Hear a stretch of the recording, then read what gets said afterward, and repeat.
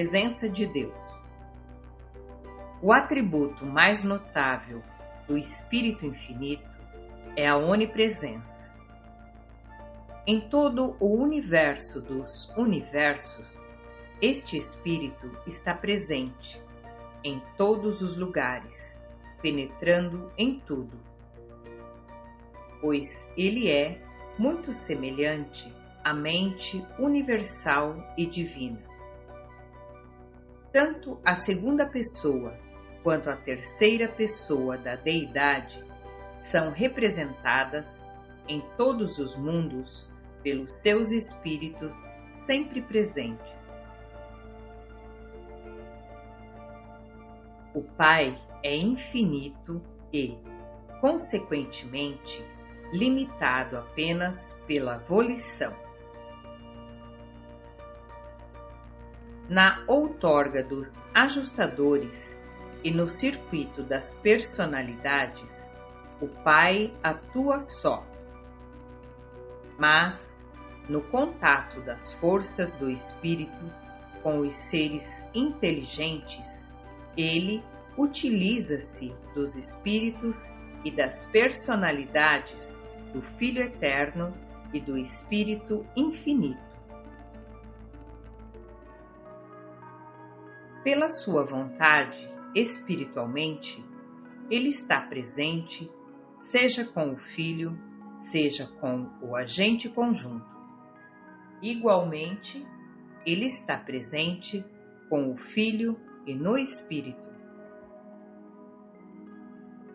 Indubitavelmente, Pai é onipresente e nós discernimos a sua presença por meio de qualquer uma e de todas essas forças, influências e presenças diversas, mas associadas.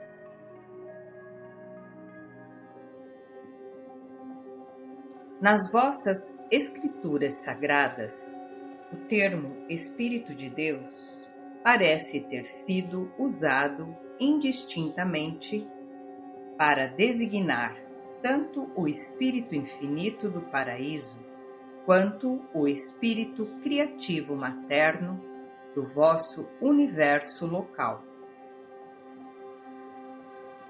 O Espírito Santo é o circuito espiritual dessa filha criativa do Espírito Infinito do Paraíso.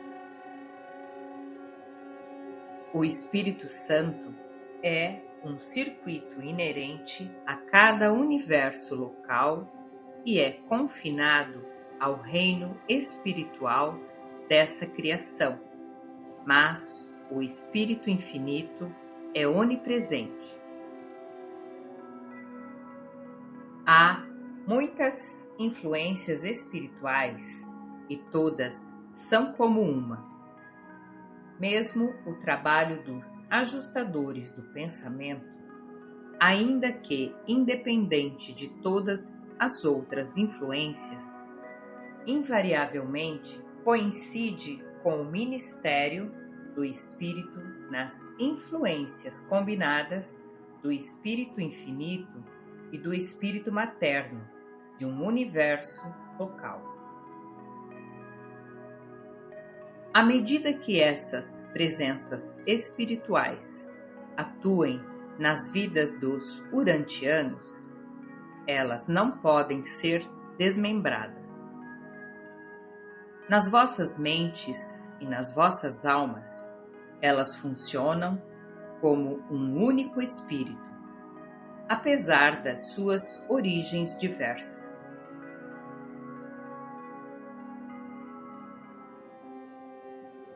E, à medida que essa ministração espiritual unificada é experimentada, ela torna-se para vós a influência do Supremo, que é sempre capaz de eximir-vos de falhar e de isentar-vos de culpa perante o vosso Pai nas alturas. Lembrai-vos sempre de que o Espírito Infinito é o agente conjunto. tanto o Pai como o Filho agem nele e por meio dele. Ele está presente não apenas como ele próprio, mas também como o Pai e como o Filho, e como o Pai-Filho. Em reconhecimento a isso, e por muitas razões adicionais, a presença espiritual do Espírito Infinito é muitas vezes chamada de o Espírito de Deus. Também coerente seria referir-se à ligação de todas as ministrações espirituais como o Espírito de Deus, pois tal ligação é realmente a união dos Espíritos de Deus, o Pai, de Deus, o Filho, de Deus, o Espírito e de Deus, o Cétuplo, e até mesmo do Espírito de Deus, o Supremo.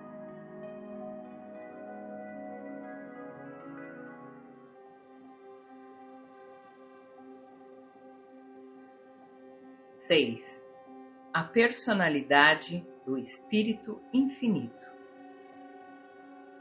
Não permitais que a outorga vastamente disseminada e que a ampla distribuição da terceira fonte e centro vos obscureçam a visão ou vos distraiam do fato da existência da sua personalidade. O Espírito Infinito é uma presença universal, uma ação eterna, um poder cósmico, uma influência santa e uma mente universal. Ele é tudo isso e infinitamente mais, mas ele é também uma personalidade verdadeira e divina. O Espírito Infinito é uma personalidade completa e perfeita. É o igual e coordenado divino do Pai Universal e do Filho Eterno. O Criador conjunto é tão real e visível para as inteligências mais elevadas dos universos quanto o são o Pai e o Filho.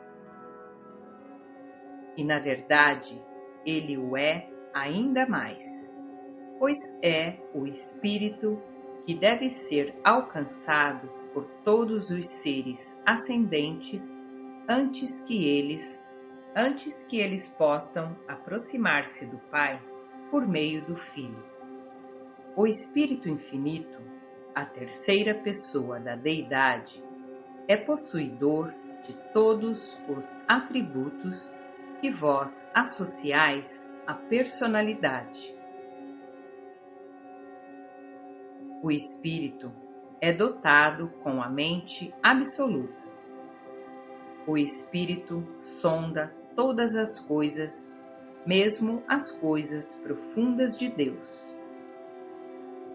O Espírito é dotado não apenas com a mente, mas também com a vontade. Na outorga desses dons ficou registrado, e todos esses trabalhos o próprio e uno Espírito os faz, repartindo-os com cada homem, tantas vezes quantas forem da sua vontade.